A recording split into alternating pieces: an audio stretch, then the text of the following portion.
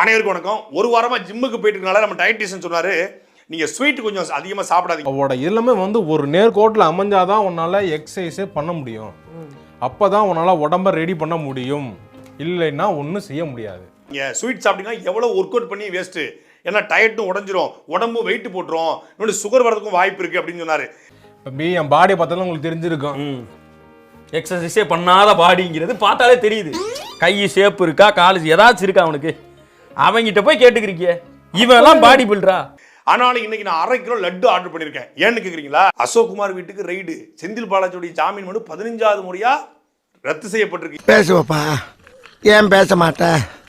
முன்னால இருக்க வாயில மூணாறு மாதிரி வாந்தியும், பின்னால இருக்க வாயில பாலாறு மாதிரி பேதியும் கேப்பு விடாம ஆப்பு வச்சுக்கிட்டு இருக்கு. உனக்கு எகத்தாளம் கேக்குதாக்கும்? இல்ல, செந்தில் பாலாஜியோட தம்பி அசோக் குமாருடைய வீட்டிற்கு வருமானத்துறை ரெய்டு வந்திருக்காங்க. ரெய்டு வரும்போதே நில அளவையாளர்கள், பொறியாளர்கள் எல்லாத்தையுமே அழைச்சிட்டு வந்திருக்காங்க.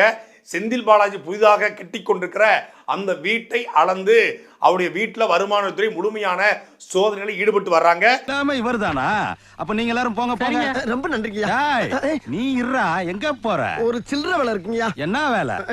செந்தில் பாலாஜி தன்னுடைய தம்பி அசோக் குமாருடைய மனைவி நிர்மலா பெயரில் கட்டி வருகிற 150 கோடி ரூபாய் மதிப்பில் கட்டப்பட்டு வருகிற அந்த பங்களா வீட்டை முழுமையான ஆய்வுக்கு உட்படுத்தி வர்றாங்க. யார ஏமாத்த பாக்குறேன்?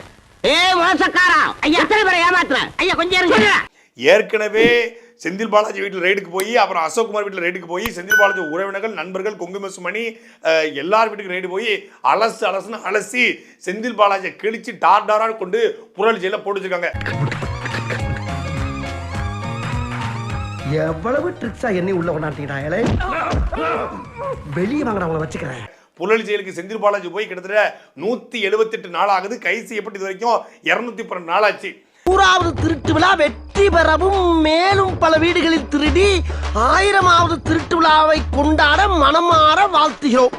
இப்படிக்கு அண்ணனின் விழுதுகள்.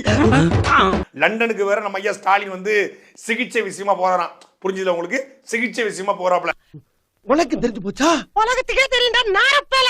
இதுல மிக முக்கியமான செய்தி என்னன்னா, செந்தில் பாலாஜிக்கு இந்த காலகட்டத்துல, இந்த யுகத்துல, இந்த யுத்த காண்டத்துல, இந்த பிறவியில அவருக்கு பெயில் கிடைக்க வாய்ப்பு இல்லைன்றாங்க. வாயில வசம்ப வச்சு தேய்க்க, வாய்க்கால தண்ணி வந்து வாயை கூப்பிடுடா. எடுபட்ட வேலை போகும்போது எங்க போறேன் கேட்கிறேன், விளங்குமாடா? செந்தில் பாலாஜிக்கு பெயில் கிடைக்கணும்னா அவர் தம்பி அசோக் குமார் ஒன்னு அப்ரூவரா மாறணும், இல்ல அவர் கைதாகணும். எங்கே பானர்ஜியை காணோம்? என்னைய தேடுறாங்க? இதோ இங்க இருக்க பார்த்தா என்னைய குள்ள சொன்ன பாக்குறா, நீ நடக்காதா? செந்தில் பாலாஜி கைது செய்யப்பட்டு 212 நாள் ஆயிடுச்சு. அண்ணனுடைய உடல் எடை குறைஞ்சிருச்சு. டிவி வந்த போது அதுவும் ஜாயிண்ட் ஆயிடுச்சு சார். மூடி கொட்டு போயிருச்சு, முகம் மெலிஞ்சிருச்சு, அது இல்லாம நெஞ்சு கிழிஞ்சு போச்சு, கால் ஓஞ்சு போச்சு, கை தேஞ்சு போச்சு. 2 மாசம் முன்னாடி பக்கவாதம் வந்ததுல என் 2 கையும் விழுந்து போச்சு. ஹெல்த் கம்ப்ளைண்ட் வேற, அதே போல வந்து வாயு கோளாறு வேற. சாரி சார், என்னால உட்கார முடியாது. ஏன்? எனக்கு மூலம். அண்ணனை மீட்டெடுக்கணும், நாம உள்ள போனாதான் அண்ணன் வெளிவர முடியும் அப்படின்னு எந்த அக்கறையும் இல்லாம, குறைந்தபட்ச பாசம் கூட இல்லாத தம்பியாக அசோக் குமார் இருக்காரா அப்படிங்கிற கேள்விதான் இப்ப பிறக்குது. டேய் இங்க வாடா. என்னடா அடிச்சிட்டாருண்ணே. அவனை இன்னைக்கு பேசிக்கிறேன், வா போவோம். இவனை பார்த்தாலே அடிக்கணும் போல இருக்கியா? பார்த்தாலே எப்பறம் ஒருத்தனை பார்த்தா அடிக்கணும் போல தோணும். வேணா பாரு, வர்ற தம்பி. யார முறைக்கிறா? மச்சான் முறைக்கிற மாதிரி தான் இருக்கு.